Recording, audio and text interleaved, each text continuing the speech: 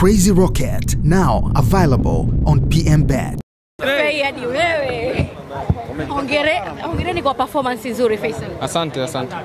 Tuambie ugumu ambao mlikutana nao kwenye mchezo huu leo. Mchezo ulikuwa mgumu kwa sababu sasa tumepush ili kupata matokeo katika mchezo wa leo, lakini haikuwa bahati kwetu. Wenzetu wamepata point 3, kwa hiyo tunawapongeza. Tutajipanga kwa mchezo unaokuja. Umejisikiaje kucheza na rafiki yako Stefan Aziz Ki ambaye mmekutana sana kwenye ligi ya Tanzania?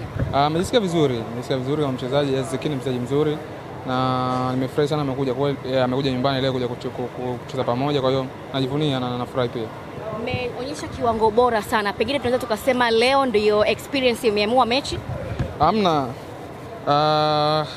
Tumepata nafasi, tumeshindwa kuzitumia, lakini wenzetu wamepata nafasi moja, wameitumia. Kwa hiyo ni jumla moja ya football. Football ndio ipo hivyo. Kwa hiyo tunamshukuru Mungu kwa tulichokipata. Faisal, wa Morocco kwa maana Wydad alikuwa anakuimbia na kuambia ukaribie Morocco. Pengine wewe ulikuwa unaipokeaje wakati unacheza uwanjani? Mimi nilikuwa na focus na football. Kwa hiyo sija focus na nje.